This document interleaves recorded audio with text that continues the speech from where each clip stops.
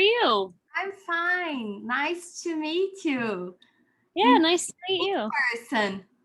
Yeah, as close as we can get anyway. Yeah, but that's how things are being done now. Yeah, that's very true.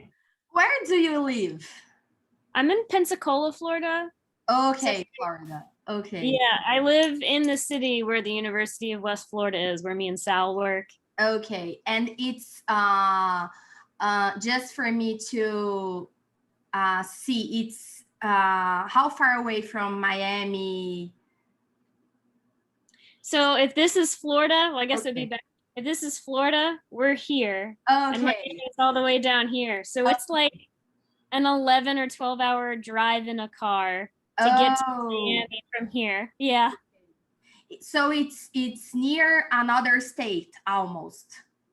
Yeah, Alabama is Okay. right here. So we joke all the time that we are basically Alabama. Yeah. So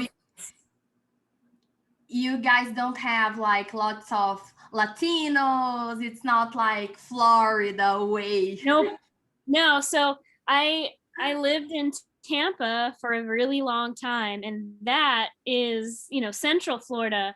But, we had a huge Latinx, community. But up here, we have students call from down in Miami all the time, and they want to speak to somebody who speaks Spanish. And if you were calling almost anywhere else in Florida, you would have someone who could speak Spanish. Yeah. But we don't, because it's basically Alabama.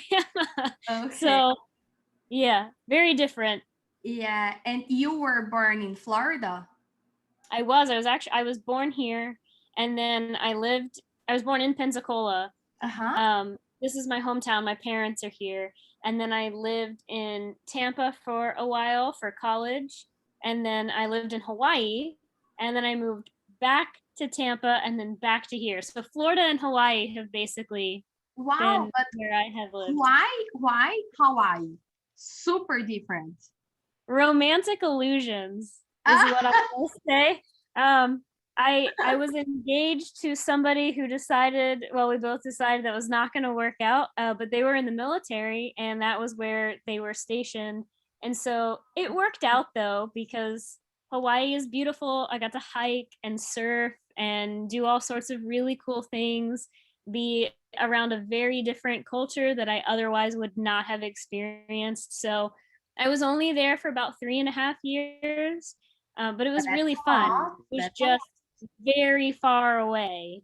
So all the flights, everything is like difficult to go. I had an experience on working with some guy. His name is Daniel Legoff. He's the guy from Lego Therapy. So he's a neuropsychologist who uses Legos to build social skills. So yeah. So he's a great guy, and he lived in Hawaii for I think 10 years, something like that. So he trained people over there in Lego therapy, and I had translated his book in Portuguese. And he came to Brazil. We have an event here. He's a super special guy. I really like him. And he lives in Florida, but it's near Miami, near Fort Lauderdale. I think it's Palm Beach, somewhere, because there is a lot of little cities all the way. So I don't remember the exact location, but he loves Hawaii. So that's why now I know two people who had lived there, because it's not so a common thing. Yeah, and it's so small, but that's funny. The Florida-Hawaii connection is pretty strong. It's either that or Florida or Hawaii and California or Washington, they're closer.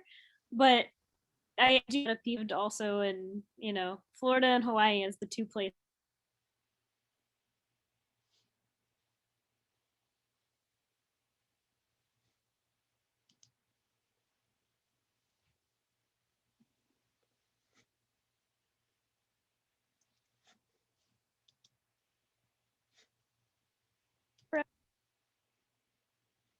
Sarah, are you hearing me? I can hear you now. It looks like your Yes, video froze. it's frozen here. For me too. You got frozen here, and probably I got frozen for you. Yes, Yeah. now we are back. Now I we're back. had to change the internet, and now Okay. now it's saying that my connection is unstable. This usually does not happen, but it always have a first time. Oh yeah. So what I want you to tell us is a little about on your background, your educational background, and how you came from the autism field, from for the ABA field, and what are you doing now, so people get to know you and to know all the differences between the US and Brazil. So I call this series of interviews Connection Brazil US, so we can discuss and learn how things are different, because here things are really different. I don't know if Saul told you something about, but the course that you did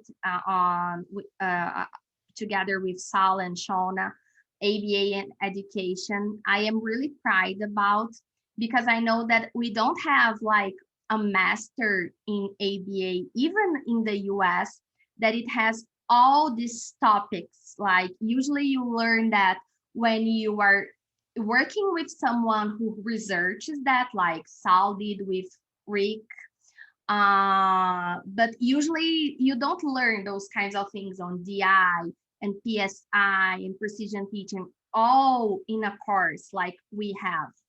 So now we have a new version of our post-graduation that we are re-recording some classes. So Sal did a recording on basic principles and behaviors. So task A and B of the board. Okay. So we use the task, all the content of the task in our course, but along with that, we put other topics that are important for someone to be a good professional. So I created this topic on ABA and education. That is the one that you did. I created another one that is dissemination of behavioral research, that teaches people a little of how to read an article, how researches work, because many people who works in clinics, they don't know a lot of that. And especially because in all the material are produced in English. And most people in Brazil, they don't speak English, they don't read in English. So we can bring this knowledge for them. So I really like this idea. So I'm that's a course that I'm really proud about. So which was your bachelor in the university? What did you do? You got out of high school and you went to university. So what did you do? Let's start from that. Yeah, I was actually, so high school is kind of a part of the equation in a little bit, in a little way. I was on a psychology track. I wanted to do neuropsychology. My senior year, as part of one of my classes, I was able to do an internship. So they placed high school. Yeah, it was very cool. We got to do like a little internship, and you got to sort of discover maybe what you really wanted to do. So we had friends work in law offices, in dentist offices. It was very cool.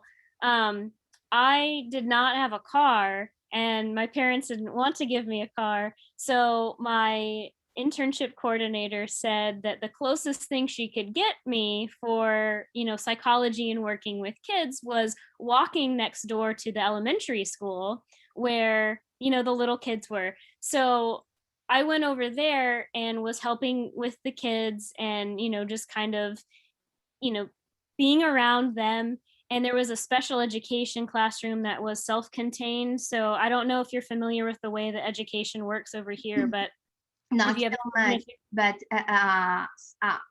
self-contained are like the special education students. Right. They don't spend time with any of the other kids because, you know, that are less common now, but it was like, you know, they didn't have the skills, or the teachers didn't have the skills to help those students in particular. So it was like a very small class with children who had intense disabilities. We had one student who was doing what we call push out, which is part of his day he would go to a regular class and do math because he was very good at it. And this was, oh goodness, this was back in like 2003, 2004. And so it's crazy how much stuff has changed, because at the time, I really don't feel like people truly understood the spectrum of autism. They kind of thought, well, he has autism, so he must not know anything like the other kids did. That was not the case. He had some communication deficits, and he had things that he had little quirks, as they kind of all do, where he only wanted to talk about his family, dolphins, Legos, and something else. And so they had him in this math group. And the important thing about this one particular student was I would bring him in there and we would work on math, and the teacher would get frustrated and kick him out, like, so move him outside into the hallway. And she gave me a math test one day and said, here, have him do this test. And so I said, well, how much help am I allowed to give him? And she said, well, it doesn't really matter because he doesn't know it anyway. And I was like, because I was lucky enough that I had never heard a teacher say that to somebody. And I know that happens, but at the time I was like, what? This isn't okay. So I was determined to get him to take the test. And so all I did was I reworded the word problems, the long form problems, into being about dolphins, his family, Legos. You put his interests. Yeah, that's all I did. I didn't change anything else. And he did the whole test and he got an A on it. And she didn't believe me and thought he cheated. And it started this whole thing in me where I was like, no, like we can't be letting people decide the future of a child based on their perception that they are ignorant about. So I go into college. I'm still going to do psychology. The more that I studied psychology, the more I realized that it wasn't really what I wanted. I wanted to work with kids at a much quicker rate, whereas the psychology program we had was focused on either, working with mice and rats, working with chickens, doing neuropsych, doing testing. And I kind of had this emotional moment, I guess, where I decided that, that wasn't really what aligned with me. And I changed my major. So I changed my whole concentration to special education. And while I was taking my special education, courses and doing my internships, I took a course with Milton Berger, who, I don't know if he does a lot of research. He has a textbook, but I took a course with Milton Berger and his graduate assistant on the principles of ABA. And it was during that class that I realized so many things about what I thought was wrong with the way that education was going was now put in ways that I felt like could actually be helped and solved in a practical way. Because I think it's easy sometimes to look at education as a whole and see all the problems. And oftentimes they're out of the hands of an individual person. We can't change laws that fast. We can't change entire systems.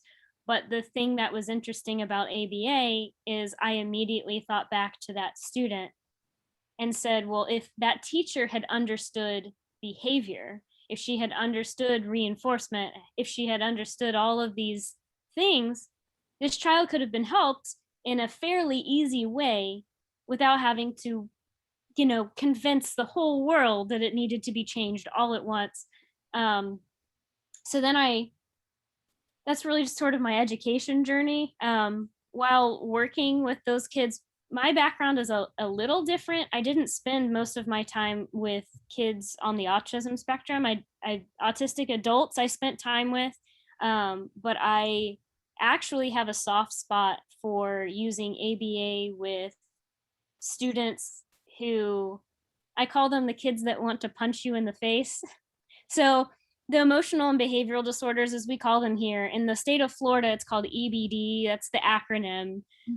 So these are kids that, by definition, don't have an academic issue that they know of. Like there's no IQ issue, no intellectual issue.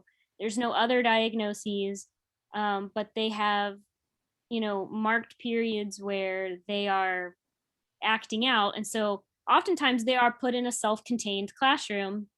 I worked with at the middle school level. So here in the United States, that's like age 11 through 14. And so you had these kids that were like cussing people out and screaming at them and throwing desks and, punching people. And so they were removed from the classroom.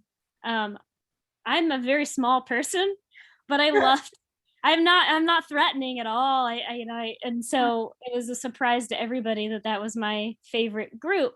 But what I found was that most of those kids, and I feel like this is the way with everybody, is you don't have to use force to help somebody. It wasn't about yelling or being scary. All I did was manipulate the environment, mostly antecedent interventions. Like, you manipulate the environment, you have kids that are happy to be there, they feel safe with you, and then you help them understand by, contrived reinforcement first, right? So a lot of times it was chips and cookies, not so healthy things, but that was what a middle school boy wanted. They wanted Doritos. And so we would start with something like that, but over time they would learn the correct social skills and coping skills.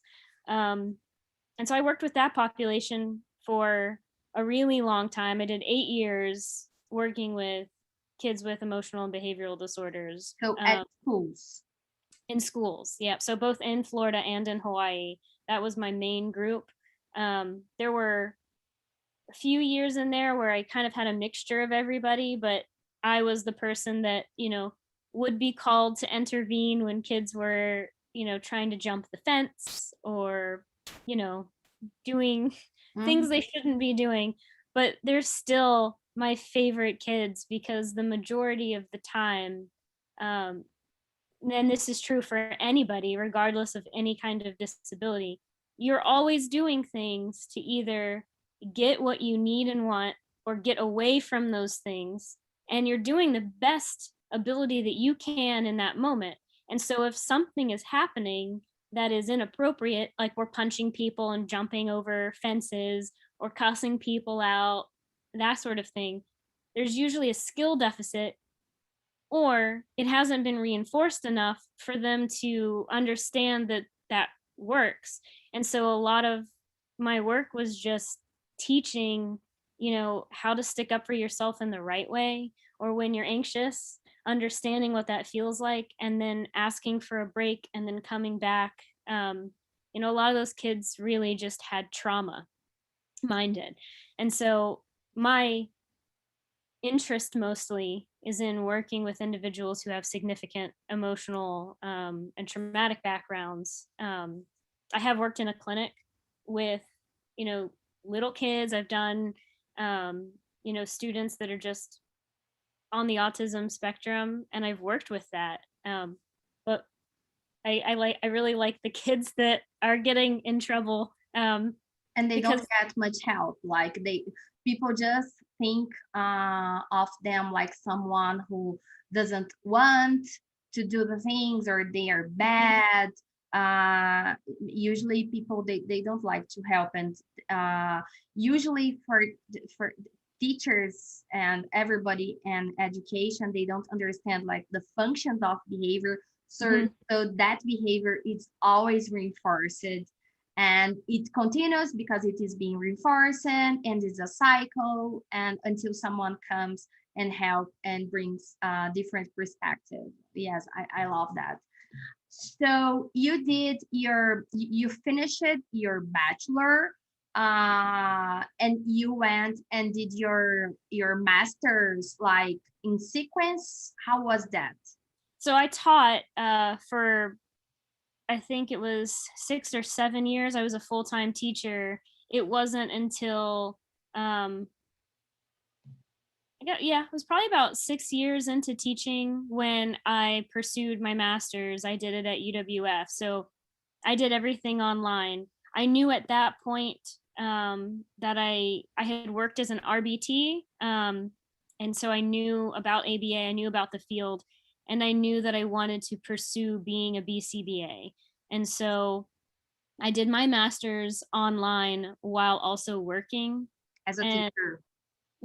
yeah, and that's how I got a lot of my supervision hours, Mhm. and all of that was a mixture of working at school and having a supervisor, and working in a clinic and having a supervisor there.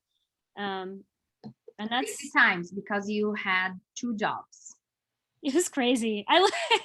I look back at that, and it was normal for me at the time. You know, living in Hawaii, I probably worked a good 70, 80 hours a week when I lived in Hawaii just to pay for rent and, make ends meet. And so when I moved back, I just kind of kept that momentum of working. I think at this point, it would be very hard to go and work that much again. My responsibilities are a little different too, but it was a lot. I'd wake up, I'd work all day, and then I would go to the second job and work again. And then I would also have to study and turn in all my, work for the master's program, and then also find time to meet with my supervisor. So it was most of my time. I didn't have a lot of free Crazy time. years. Oh, totally crazy. Yeah. So you were a teacher like in a general education class? I only did general education for probably 3 years total.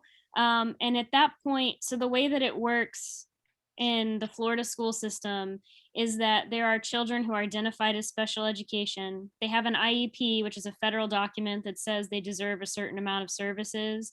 And so my job was to go into another teacher's classroom and make sure that those accommodations that were agreed upon were being given to the student. And then I would help the student and the teacher make sure that, the kid had access to general education.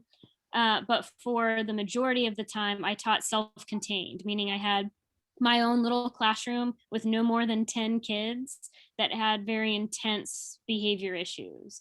And because you can't really have more than 10 without it not being very useful. I did have 12 at one point for a small amount of time, and it just, and I had at that point too, I had second grade through fifth grade. So, you're looking at 7, 8 year olds all the way up through a 12-year-old in the same classroom, which was very difficult to teach everything that they were supposed to know and also deal with the behaviors, because my older boys in there were starting puberty. And so they were doing all the hormonal things. And then I had little second graders that were just kind of figuring out the world all in this one room with really no help. That was 4 years of my Wow. life. That's a lot. That's a lot to deal with, because it's a lot of responsibility, especially when they have difficult behaviors, like they could get hurt, they could hurt someone. Oh, it's a lot. And usually that's a doubt that it came to me when you were talking. When you have a self-contained class, you can have students with different ages. So how they are arranged in certain groups is per abilities. Mostly. So the state of Florida is very interesting, and I think some other states are like this. A lot of them, because of their behavior, were at different ability levels. I had a fifth grader who was really at a first grade level, and then I had a second grader who could do middle school work. So they couldn't even work together because they were so wildly different. But the state of Florida required that I taught certain things in certain subjects, and I would get in trouble basically if I didn't teach those things. And so that's where it got complicated, because I would always adjust as much as I could. But for example, you have a fifth grader who's supposed to be learning long division, with the numbers that are, really long. I don't know if there's like a different term around the world for what that's called. I think, yeah.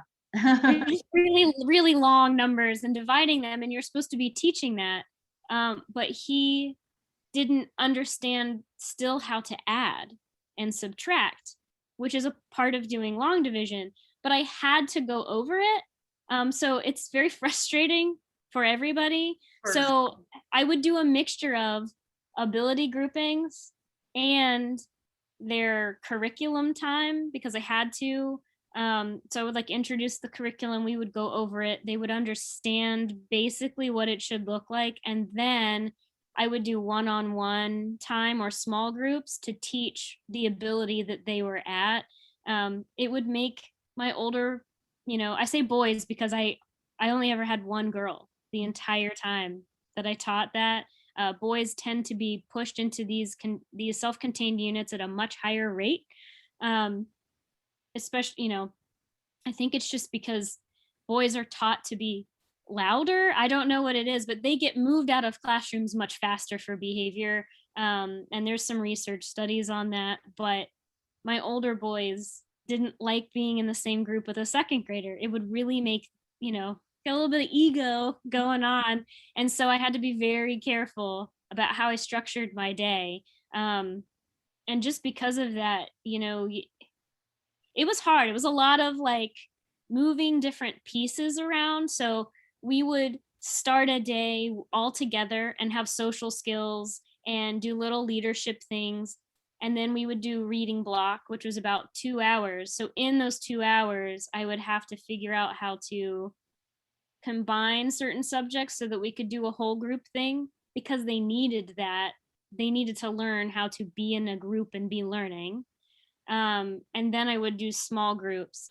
And during my small groups, obviously I have other kids that are not with me. So I have to make sure that they're doing what they're supposed to be doing, or at the very least behaving and not hurting each other. Yeah. So we had basically these rotating groups that went around, and to keep everybody on track, essentially, we had behavior plans. They had level systems, which I don't know if you're familiar with. They would basically earn different privileges depending on how many days they could meet certain criteria. So it's essentially like a token system, like a token economy, but with levels to them.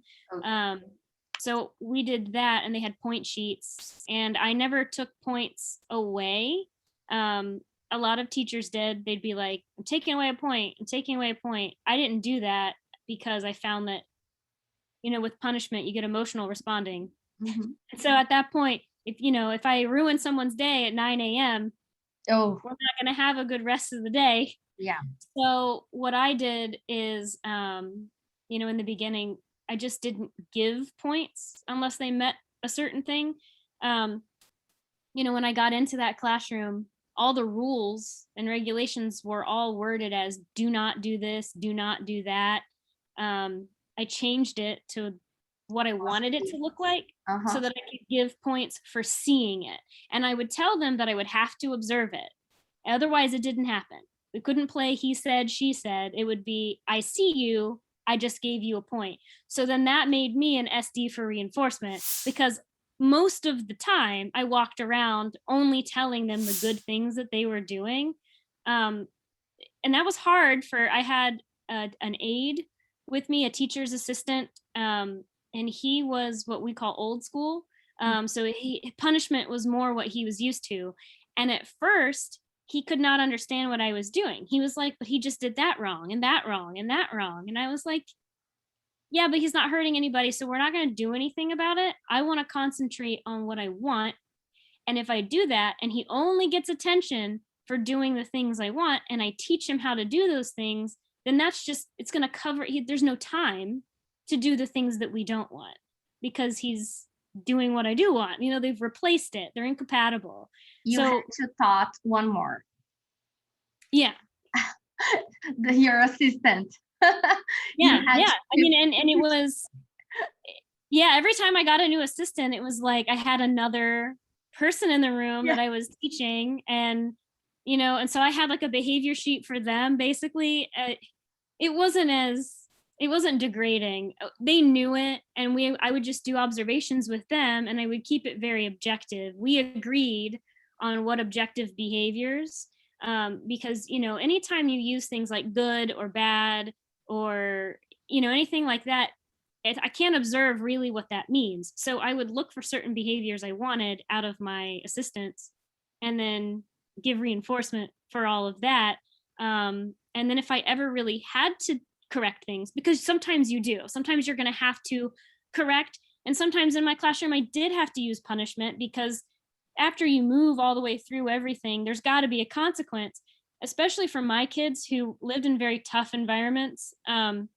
We had to have boundaries. I mean, I couldn't just do only positives, but what I did find was that it was very rare. You know, I had very strict rules on certain things that were never allowed in my room. And I made it that way. So it was like, if you're going to do this in my room, then you have to leave. Like you're going to go next door. And yeah, I didn't like kicking kids out, but it was like, we had zero tolerance behavior. So if you're going to throw items across my room, if you're going to do something that could hurt somebody else, then you need to go take some time, get recentered, and then you can come back in. And, you know, that was another thing I had to teach my aides is that if somebody does something that we don't want, like throwing things across the room, we don't bring it up after the consequence is done. The consequence should be good enough to, you know, punish that behavior. And we're not going to bring it up for the rest of the day. Like, I don't, you know, because parents will do this, people do this naturally just because you have an emotion about what that person did. And so instead of spending the rest of the day saying, you know, well, you threw something earlier this morning, so I don't really want to give you free time, or you did, you know, this, and so I don't want to talk to you, like that kind of thing. It was done. We had consequences that were written and they were done. And I did that because. And that you are like, start from zero. You had your consequence and that's okay. You have another shot and we are zero, like we will start from the ground. Right. And you know, my principal got really nervous about that because in her mind, old school, like they needed to be punished. And I was like, yes, but if I do it right away and I do the correct amount and it matches the function. So like attention seeking was usually the throwing, which is why they would get removed to the room next door. If you're going to do that for attention instead of the correct thing, then you're going to go next door and not get any attention. And when you're ready to come back and do the correct skill that I knew that they could do, then be in my room and get all the attention that you want. And that was the important part, was that I had very strict rules that were set, but often they were for me. So like on my board, it had the consequences they got every time, and I never wavered, because if I did, then you start getting into it's unfair. I would get emotional because inside, and everybody used to always be like, I can't believe you're so patient. I can't believe you're not screaming at them. And I would be like, inside sometimes my inner self is like, you know, like you're frustrated because you're a human being. But I had a system that I knew worked over years, and I would just, you know, be like, nope, this is what we're gonna do. You're gonna go next door. And they'd be like, I don't want to go next door. And I'd be like, that's what it says that you have to do. You did this. The board says you do this. You're gonna go next door. We'll talk later though. And when you come back, like, I still love you. You're still welcome here. You are meant to be here. And that was, I mean, that majority of my energy was making it so that being in my room was super reinforcing. Being around me was super reinforcing.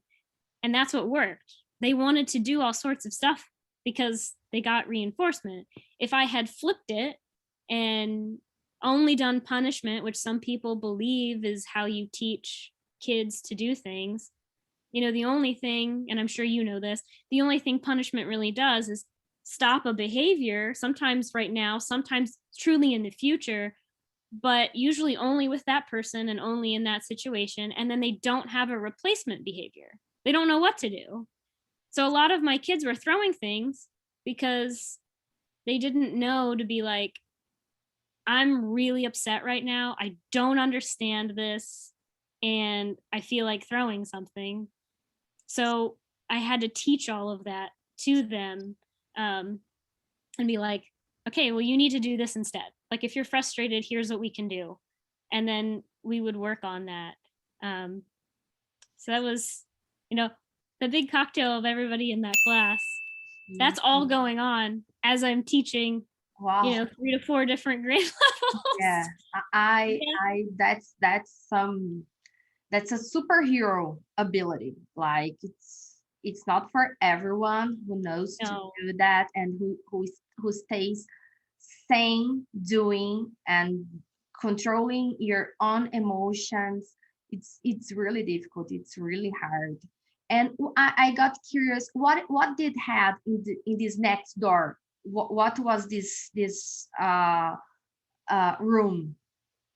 So it was an empty classroom. I got really lucky. It was just an empty room that was there because we didn't need it.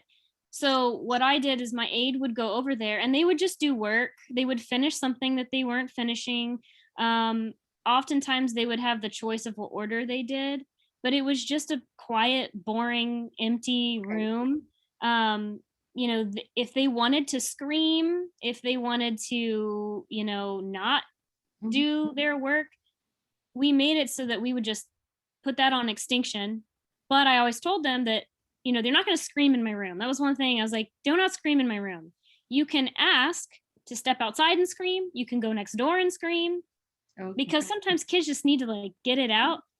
But we don't need to scream in my room because screaming set off a bunch of my other kids. And I was like, that's not appropriate and it's not kind. So they were allowed to kind of act out in there because I was trying to teach them that the problem with those types of behaviors is that it affects the people around you. It affects the relationships around you. So if you need to go and act that out, then fine, but you need to go do it in private and have that moment. And it was a lot of like, your feelings are okay. You feeling upset is perfectly okay and valid, but it doesn't need to involve another person.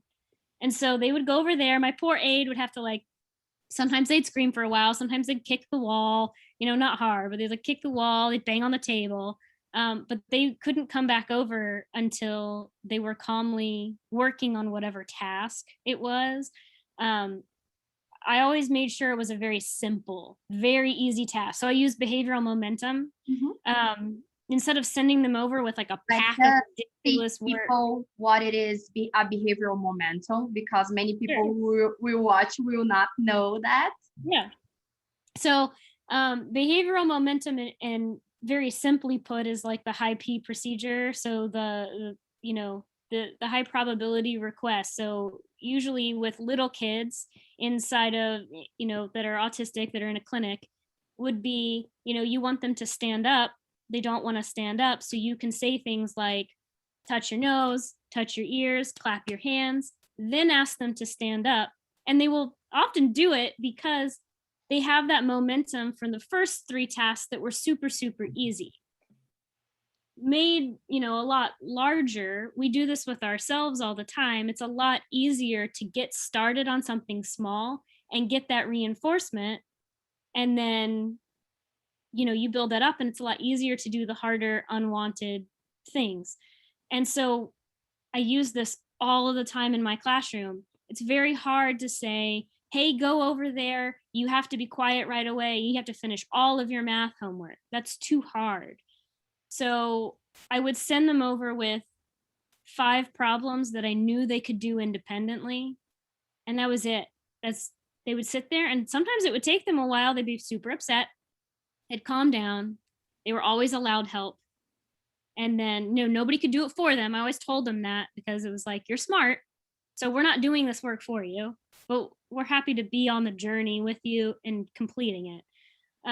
They would sit over there, and if they got those 5 done calmly, and they knew I had taught, what calm meant, because it's easy to be like, calm down, be calm. And then, that's different, especially for my kids, that they were never calm inside. They had so much emotions and so much trauma that being calm was a fleeting instant. They were often going through these emotions. So they knew that by calm, I meant that their hands were safe, their feet were safe, and that they were able to control their body and their mouth. And then you can come back into my room. That was a trick that I learned because I had a very, very smart child in my room once. And I was like, well, when you're calm, you can come back. And he was like, no, have you ever seen the Hulk? And I was like, yeah, I've seen the Hulk. And he goes, well, you know how he says he's always angry? And I was like, yeah. And he goes, I'm always angry. So I can't, if you ask me to be calm to go over there, I'm never going over there. And so I was like, okay, that's fair. That child had a lot going on. So I was like, calm hands, calm feet, calm mouth. That's what I want to see, because I had to be very careful. It wasn't that he was broken or him being upset was bad. It was what you did to other people. And if you don't have safe and calm hands, feet, and mouth, you're going to be hurting somebody else. And that was what my rule was. You can be upset. You can be mad. You can be angry at me. All of that is fine. You can feel those things. But we're not going to deal with it when it crosses a line, just like it wouldn't with them. So, they would do that over there. And next door was really calming. They had access to, we'd play music, we'd turn the lights off. It was a super calming thing. And I worked with people that had a big problem with that too, because they would be like, well, you're rewarding them. And that's when you have to explain functions. Mm-hmm. So when it was attention-seeking behavior, when it was harming other people, they went over there. If they were doing behavior to try and get out of my room or to get out of work, then I had to think a little differently, because then, yeah, you're rewarding a behavior by letting them get out, which is why they always had to do work when they were over there. They never got out of it. If they missed an entire reading block and didn't do any reading, they still had to do it later instead of doing free time. That was their choice, but they always had to do their work. And so they learned pretty quickly that if they did their work now or as soon as possible, it was better, because then they had free time at the end of the day. And I rewarded it like that. Like, if you finished all your work in a day before the day was over, I treated them like they were adults. They had free time for the rest of the day. If they did everything that I asked them, I was like, sure, go play Minecraft. That's cool. And I had principals that were like, but you could be using this time to teach them more things. Sure, but at the same time, you have a child who can't typically function in a regular classroom, and he just did all of his daily work, which showed a lot of work and effort on his part. The natural consequences, he doesn't have to do any more work. And then over time, I faded in harder and longer work until I got him up to his level, but he barely noticed it. It's not like, oh, you finished that? Well, then here's another worksheet. Here's another thing for you to do. I was like, oh, wow, that was everything that I told you to do. So we used a lot of self-management too. With my kids that could handle it, they just had clipboards that had a task analysis of everything they had to do. And we signed off on it and gave them stickers. And they could do it in any order that they wanted to do, the independent work. And then when they were done, and they loved it. So you could, if you stayed keeping more work, you could evoke some behavior problems. So you really managed the antecedents really well, and it's fair to them. They did it, and they deserve that. So it's fair for them. How long did they stay at school? It was like 9 through 2 p.m., something like that. My students got there at 7:15 in the morning on a bus, so it was very early, and a lot of them were half asleep, and then they left at 2:45. so almost 3. So it was a very full day for them, which is another reason why I was like, have a break. My mornings were really slow compared to other teachers. Some teachers had people go in right away and they start work. My kids, for the most part, were coming from households where, their parents were in gangs and selling drugs. They were up all night. They didn't have a house. So having sleepy kids that were off the bus and last night was really hard on them, I'm not going to start them like that. I always, I had to explain this to my aide and my principal, like my boss, all the time. If my goal is that I am helping them, mature and become a functional person, and that we're getting work done, then how I do that has to be based on where they are currently. It can't be like, oh, but I could push them to look like a regular classroom all at once, because that's not fair. I couldn't, so what we did in the morning is they would eat breakfast in my room, which was, they were supposed to eat in the cafeteria. But the cafeteria, I mean, a lot of my kids had sensory issues. A lot of them probably were a little bit on the spectrum. It smells, it's loud. There was a lot of strangers in there just because parents were able to eat breakfast with their kids, which is great for most of the population. But for my kids that had significant trauma, watching, other grown people walking in and out of the room gave them anxiety, especially if their back was turned. A lot of my job was just observing my kids constantly. And I would see like, this happen. I'd be like, we don't need to be in here. So they would eat in my room and we would watch, some social skills clips. So, stuff that we could learn from, and it would just be really nice and quiet. They could read, they could write, they could do whatever. Right at 8 a.m., we'd have like leadership time. So they loved this. This, like a lot of, this is another little behavior trick. When you have kids that really want attention, then you got to teach them the right way to get attention, or they're always going to be doing it in a way that you don't want. And so if somebody got all their points from the day before, they were allowed to be in I had like a little cup of everybody's name, and I'd have different leadership roles. And I would say, well, as a natural consequence of you leading yourself yesterday, you can now lead other people.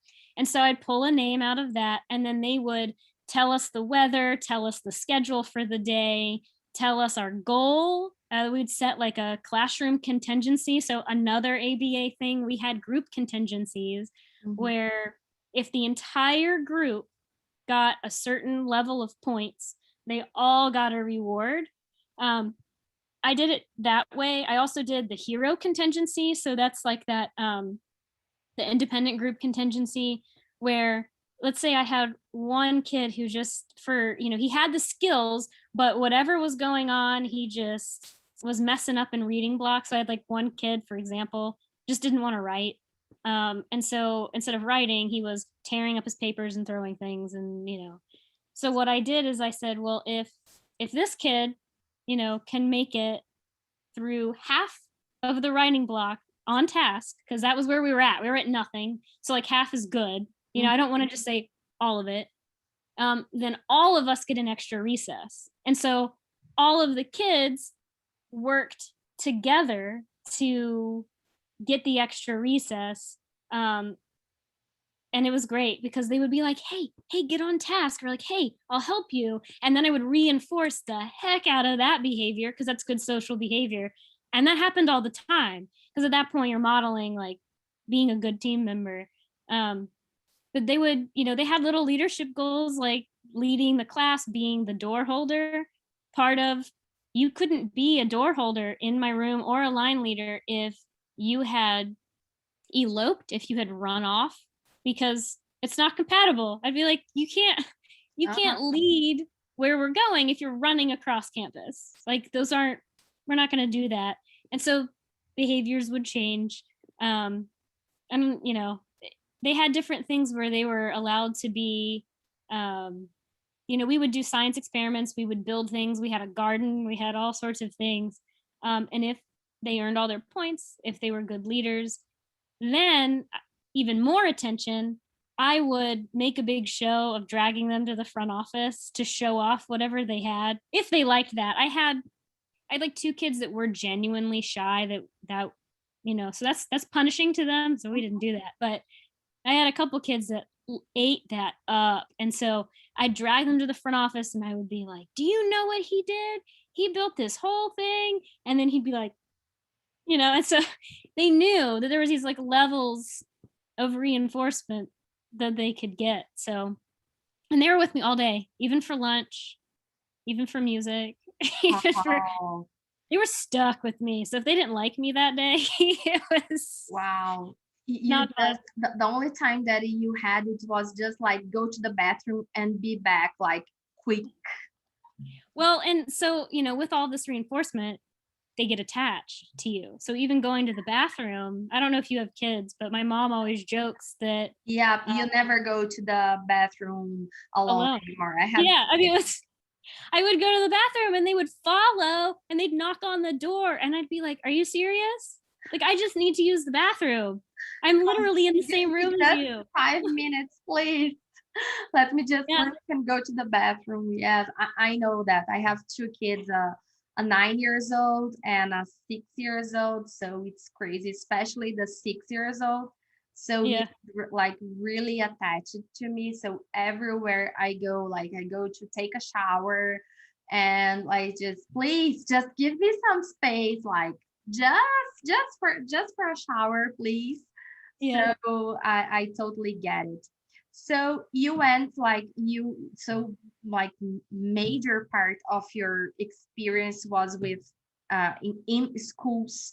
So applying all ABA in schools, and that's like a huge thing. Like that's a setting that we really need ABA. So if we had more teachers and like principals and everyone involved in schools who had non-ABA, who applied all those concepts, I believe that we could have like totally different schools, Mhm. and like for anyone, like for all the students. I really believe that. So you did your masters and your hours of supervision, and you did your BCBA exams, like all in the middle of that. I don't know how you manage it, but okay. I don't know. But okay, it happened. So what are you doing now? Like what's your job now? Where did you go after that, after all this experience in schools and doing your online master and taking your BCBA? So what are you at now? So right now, I just work at the University of West Florida with the BCBA and BCABA programs. So I teach the first class in the BCABA sequence, which is for undergraduates that are, getting their bachelor's degree. And it's kind of just the intro to ABA. So I do that. And I'm also a program coordinator. So I help, just day-to-day student things, but also helping to research and write curriculum and that kind of thing. So I'm now really more in the academia field. Just recently, I stopped working in a clinic, and it was just because of time. I do want to go back to working with kids. I miss kids a lot. But right after teaching in a classroom, when I moved up here, I was part-time at Lakeview, which is a mental health facility, part of a hospital. They had an autism outpatient, and I worked as a BCBA with in-home, so students in home, going to their house and helping, with ABA therapy, or being in the clinic and doing ABA therapy. And then was also at UWF. So for the first time ever, I just have one job. Yeah, That's recent. So it's nice because I can kind of you concentrate. deserve it, that. You deserve this time, like and one thing that I was reading in your bio in the UWF website is that you have interest you were interested in acceptance therapy. So it's because you really like it, like the emotional thing. So that's why you went to study and know more about that. That's where it came to your life, because like many people in the field, like they have some I forgot the name in English now, but they are concerned about, they have their, oh, this is not ABA, this is not so ABA. So we have that on the field, but like I think that whenever you learn tools and knowledge that it will help you, I don't care where this comes from. I just need to have this knowledge and this tool on that. So for me, it's I always explain that I entered in the field of ABA not because of ABA, but because ABA is a tool, like is a science, okay? But in this science, we have tools, we have procedures, we have knowledge that we can help people. So it was not just like applying things with rats and pigeons. Like I'm really an applied girl. So Yeah. I recognize the importance of animal research, experimental analysis. That's okay, but that's not just me. So I am really open in studying new things. So I think it was 2018, 19, I started studying more about RFT and ACT and all those kinds of things, but I did not have the time yet to like organize my studies on that, because it's a really tough topic to study. Like it's really dense. Sometimes your brain hurts and you say, okay, oh, I will stop. I don't think that I want to study that, but I like the tools that this knowledge brings us. So that's why you started to study that. Yeah, well, and I kind of knew, so it's really interesting. I kind of got into ACT before I knew that it was a part of ABA. Okay. I have a lot of friends that are psychologists, and so I grew up knowing, like, you know, cognitive behavioral therapy, so CBT, dialectical behavioral therapy. But I have a friend of mine who works with really severe cases in adults, and she works with, you know, everything from drug addiction to eating disorders. And she told me about ACT because she said, I think you should look at this for your students because, you know, really, and it's funny that you say, so I have colleagues that really just do not like ACT and they think that it's bogus. I would invite them to really read about it and then think about it behaviorally.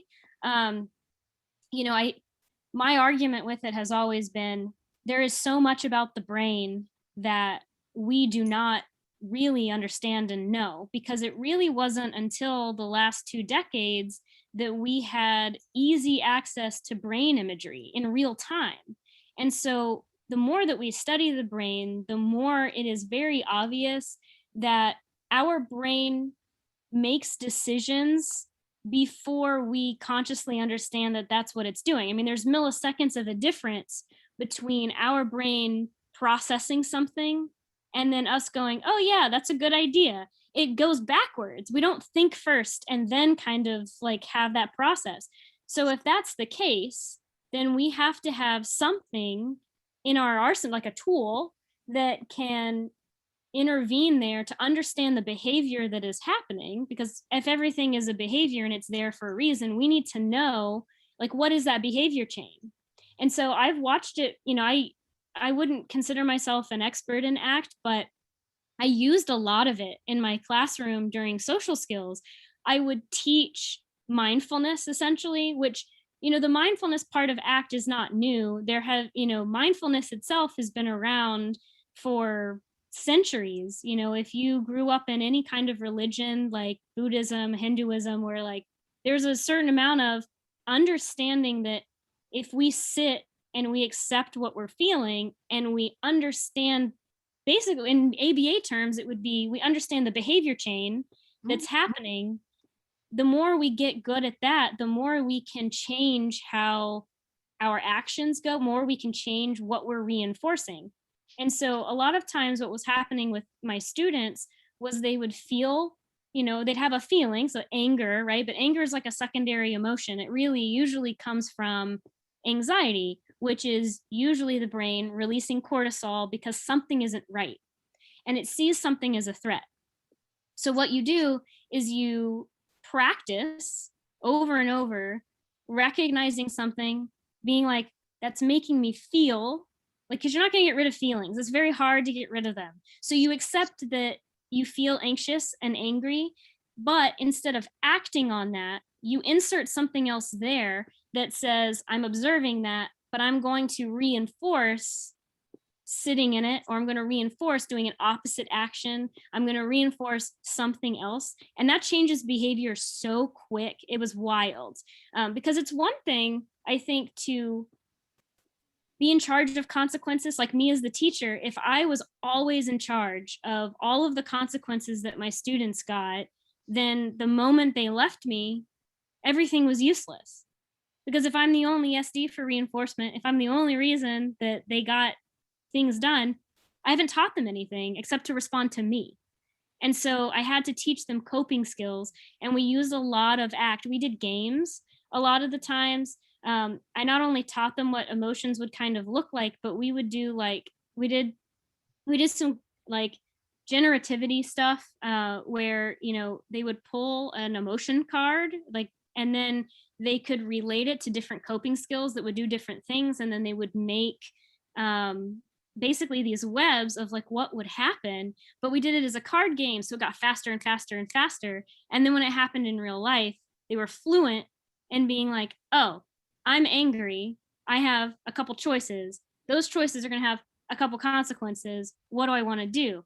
All that I've done is made it visual, like that whole thought process, I've made it visual, and then we just give reinforcement. And then I would give reinforcement for them not throwing things or punching someone in the face.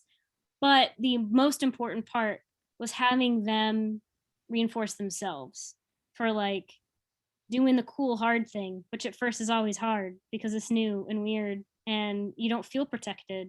And so that's why I like that stuff, because it's, if someone can't understand themselves, then it won't, the context, every time they're in a different context, a different environment, anything that they've learned could be useless if they can't recognize, their own behavior chain. So, I'm no.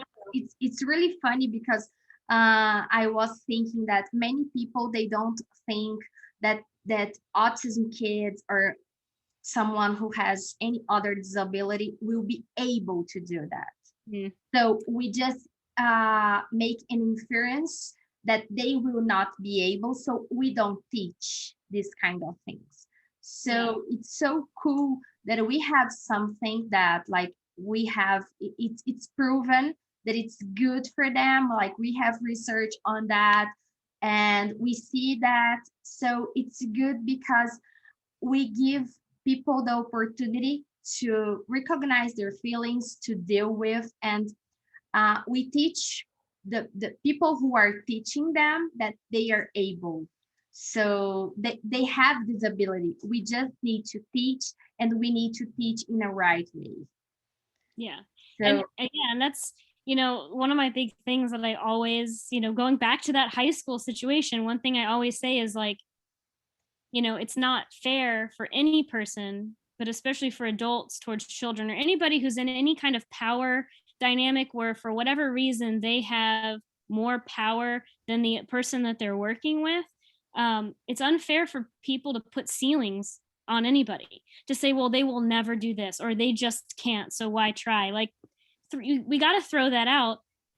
especially as behaviorists, because if we are true behaviorists, right, there has to be data that something is impossible. And this, you're not ever going to get that data. It's impossible to get impossible data. I mean, you can't prove in every which way that somebody can or cannot do something until it's done.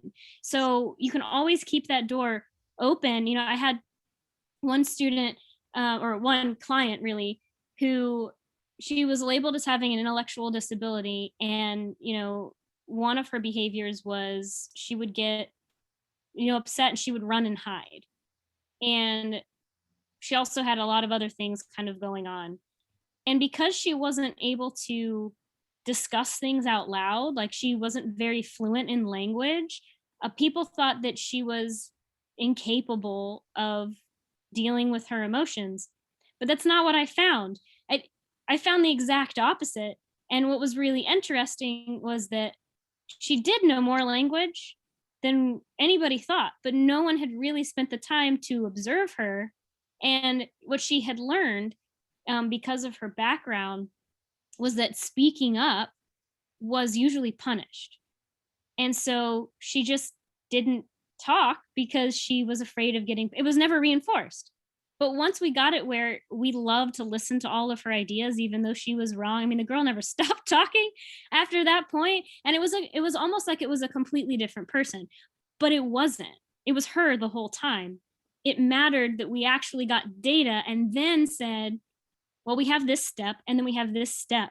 But I don't subscribe to the you can't, you'll never, because, you know, I think about it all the time when, you know, we have people that whichever, you know, thing is going on, they don't speak at all. And it always gives me chills to think about the fact that until we had technology to, like, you know, with you know, typing it out, or until we had PECs or whatever, people just assumed because they weren't speaking, they weren't thinking. Yeah. And how many centuries we went possibly just thinking that there was nobody home, but there really was. I mean, that I don't like thinking about that at all. And so I think about it in the sense that anytime I think someone isn't understanding something, I go, nope, I don't have any data that backs that up. I have no data that says that they're not understanding it. So yeah, I need doesn't to matter just, what we think. Like we think that they will not be able, like, so it's not like that. I totally get it. I don't know if you know, but I have a kid with autism, and he is 9 years old. So it makes total sense what you were talking about. And I see that. So sometimes teachers, they think, oh, I don't have to worry about that because he will not learn. So he speaks and he's really functional. I would put him in level 1 in the DSM 5, but even level 1, he needs support. So he sure, doesn't know how to read yet. He's learning that. He's learning to feel these emotions because, like, 9 years old, he will enter soon in puberty. So we need to teach him that. So he's allowed to feel and all those kinds of stuff. But people, they don't take time to teach that. So we think that we just need to teach academic stuff. So we are like language and academic. Like language is super important, like many times more important than academic, because if you don't have language, this kid is not ready to go to the academic stuff. So I totally get it. All the points that, like, I feel that on people. So that's why I try to bring this knowledge to people and, like, make them feel, make they think, make them, oh, let me think about if what I am doing is the right thing. So, and I think that this topic that we covered, like, it really brings people to think, especially people who are at school, and even us that we are not at school, but we have clients that we give directions for people who are at school. We have to give them this direction, because many times they are, like, really good people, they have the best intentions, but they don't have the knowledge.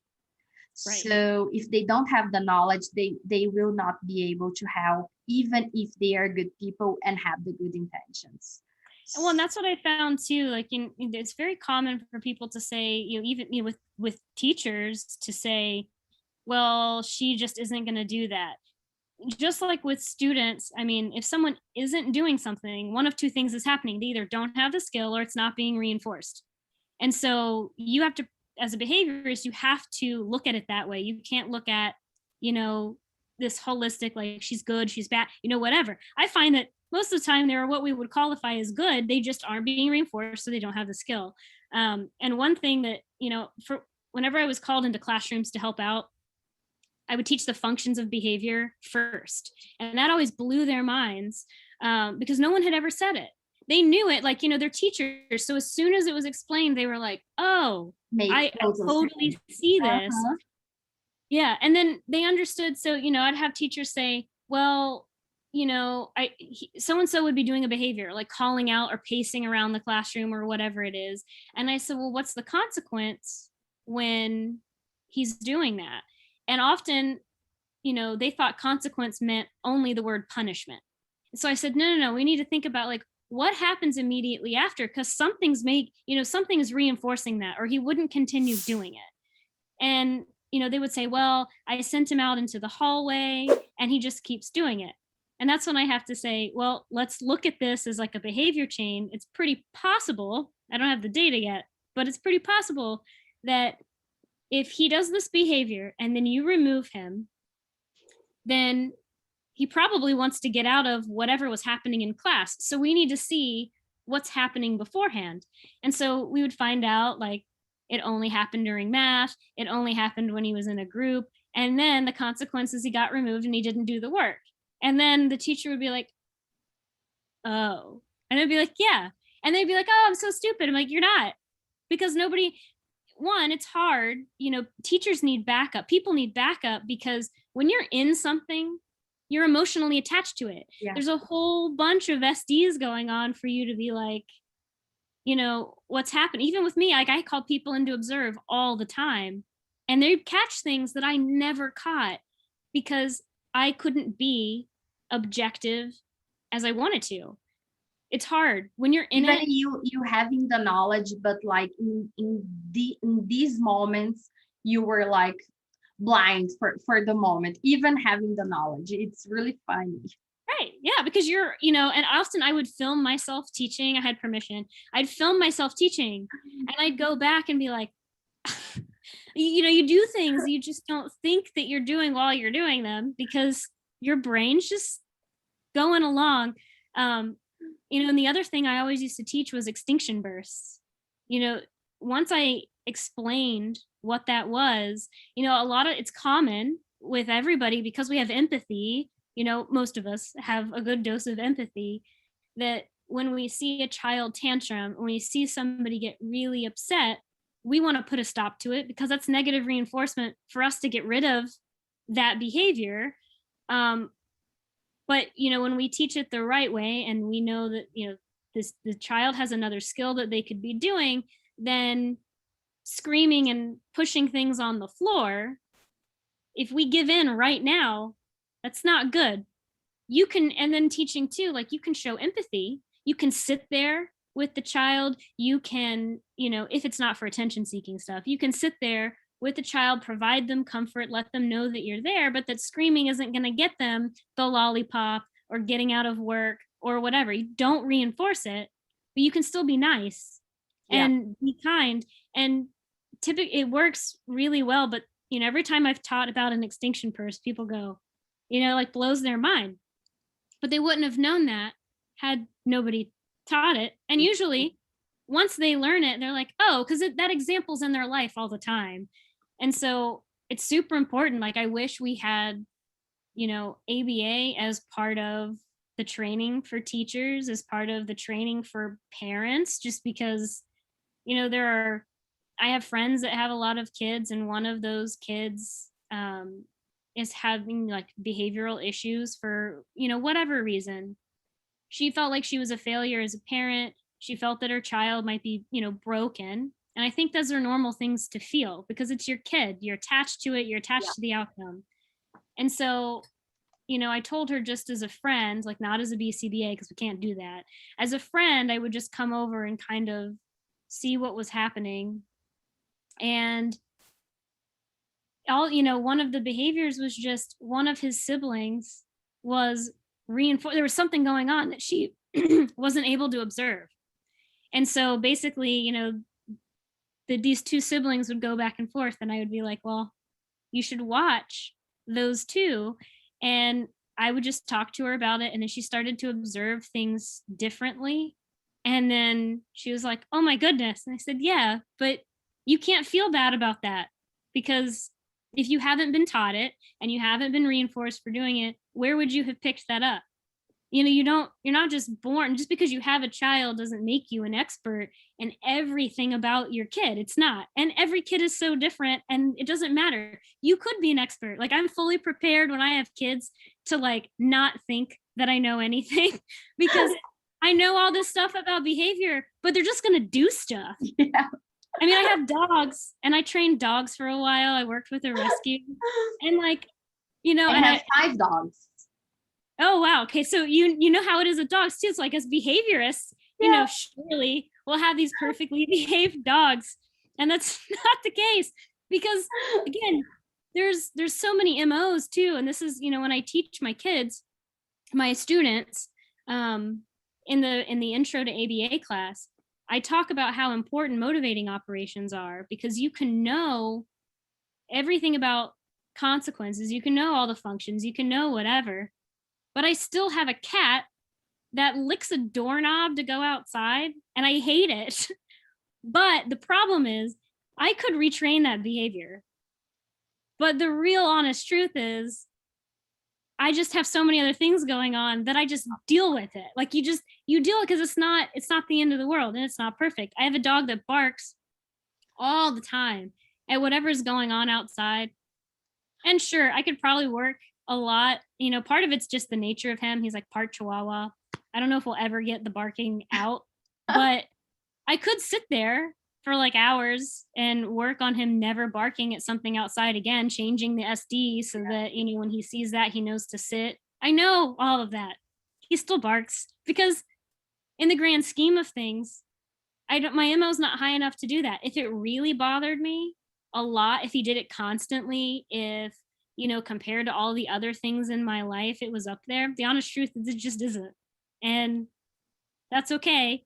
And I tell them that because they're going to start, a lot of them are younger, they're going to start going into homes with parents, and they're going to be like, wow, well, you have to change this, and that. So I always say, choose your behaviors, because you will not be able to work on every behavior, otherwise you will be crazy. Like, I have many things that I say, okay, this is not bothering me, so that's okay, let's move on.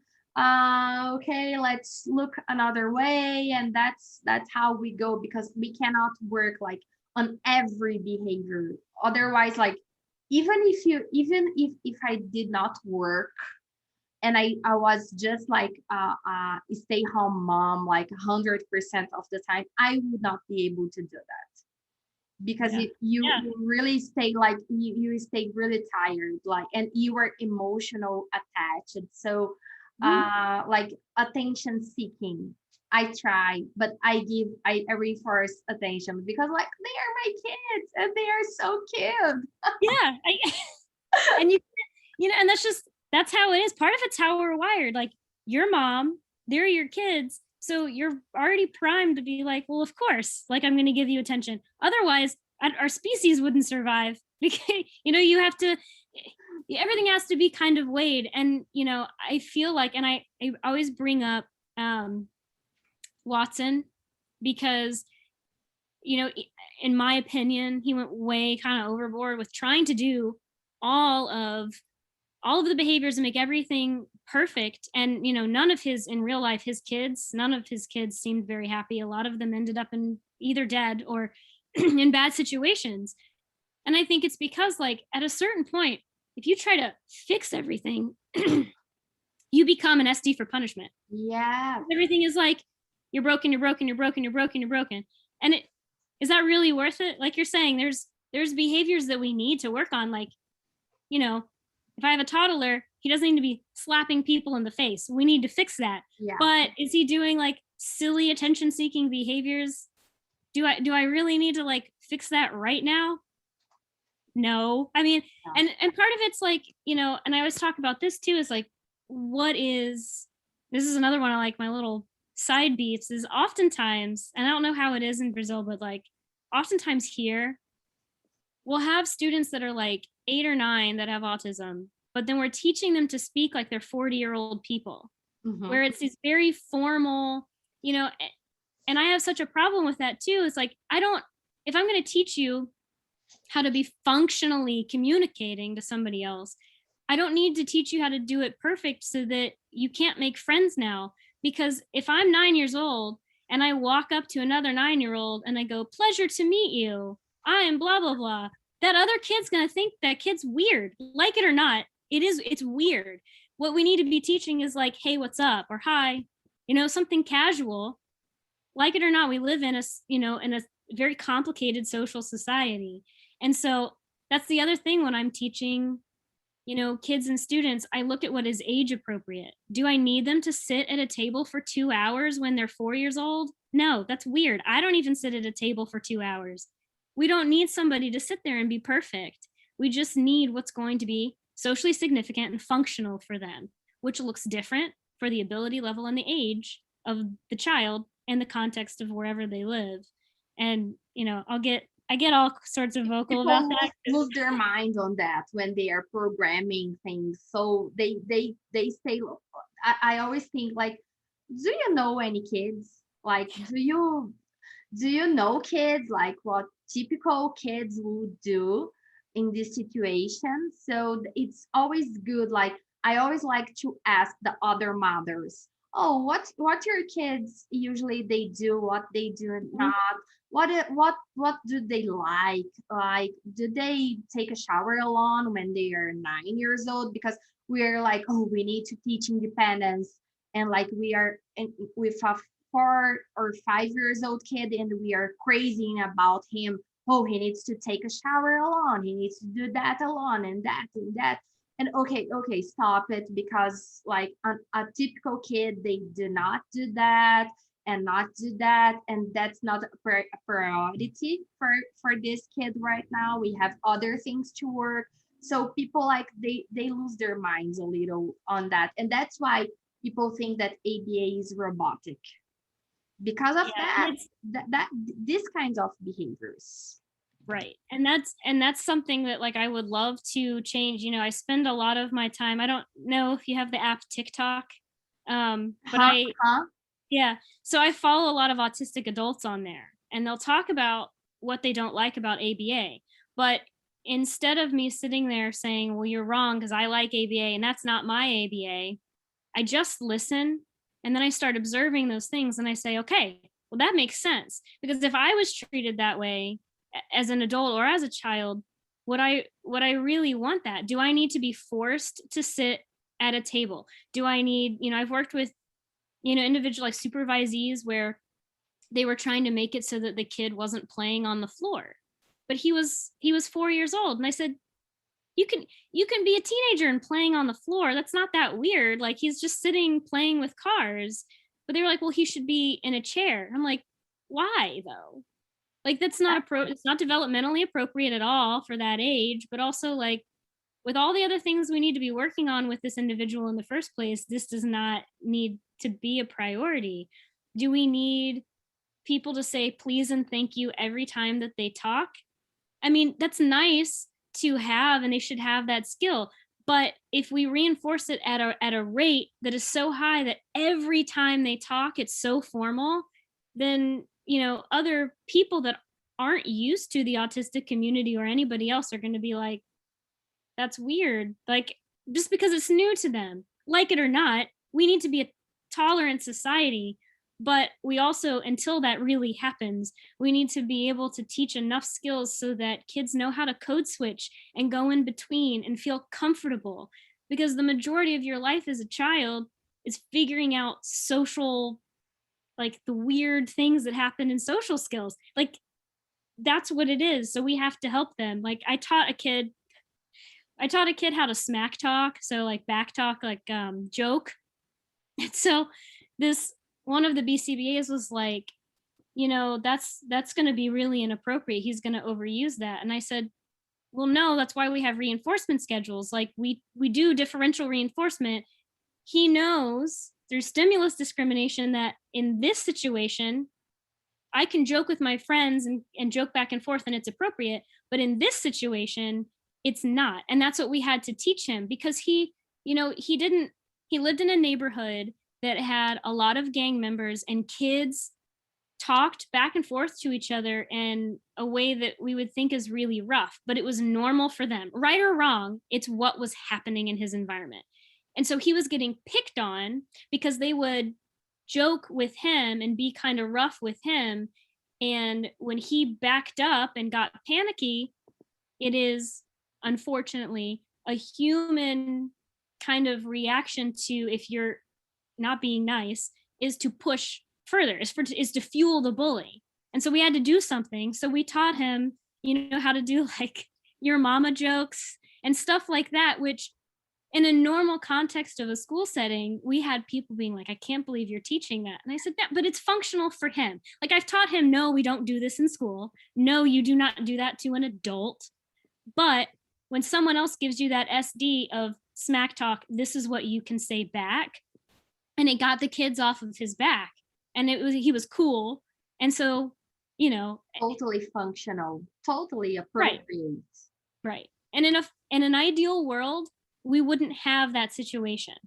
But in reality, we have it. And so we have to deal with reality, or we take things away from these people that we're working with. And it's not fair. And the more that we, kind of control everything and we program, like you were saying, if we program things so rigidly that they don't have, any kind of freedom, I mean, that's not fair. Yeah. So I try to listen. I try to, I mean, I'm going to always have my own lens because I grew up a different way.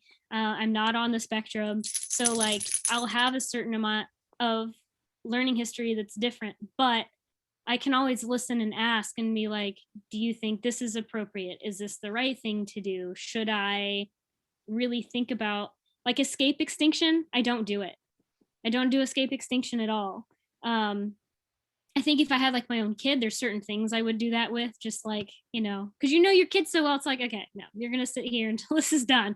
But, trapping someone at a table until, especially with feeding, trapping someone at a table until they take a bite is. I one topic that I don't study a lot because I can't stand like to read some things. It's food selectivity. The procedures that are done, like I know that many people are doing different things, but some procedures and some things like I can't deal with that. I don't have the emotional stability to do that. Like it's not for me. I get sometimes you have to do, but I always get thinking like, do you really had to do that? Do you really? Like it was so serious that you had to do, or it was something like that you were expecting. You thought that this kid had to eat this or that. So right. I think that it's too much. Like I do that with my kid in writing. So he's typing now. He really has many behaviors when you ask him to write. And we know that he has motor issues on that. Sure. So I just want him, I want him to be able to write, but he doesn't have to write like a whole page. So we put him to write like number things, math stuffs, but other things he does just like typing. So it's really functional. It's an important ability to have in today, like word in the way that we live. And I am like, oh, I don't need to deal with this behavior now. So he needs to write, like he writes some things, but he has a motor issue on that. So Sure. he's not able to do, he doesn't get like physically to do some kinds of writing. And I will like teach him and make him and force him to do like some cursive writing or other kinds of stuff. Like this is so like you are causing problems, you are evoking behavioral problems, and this time you could use for other things. So I am totally on board with all you said. Like that's what I do, that's what I tell parents and other professionals who tries to do things like in a rigid way. Like it's all about flexibility. That's one thing that I love about ACT. Like flexibility, you need to have that. So I really like. So I think that we had so much that people will be able to think about and to learn about. I think that will be great, and we will be able to help so many people with this talk and what we discussed that. So I really want to thank you for your time to bring all this knowledge for us, to make us rethink many actions and show people that, oh, we have tools, we have knowledge to change lots of things. You just need to catch this knowledge for yourself and to apply in your setting. If you are a mom, if you are a teacher or a clinician, like anyone. So it's really, really good. Thank you. It was a pleasure. Much. I will just stop recording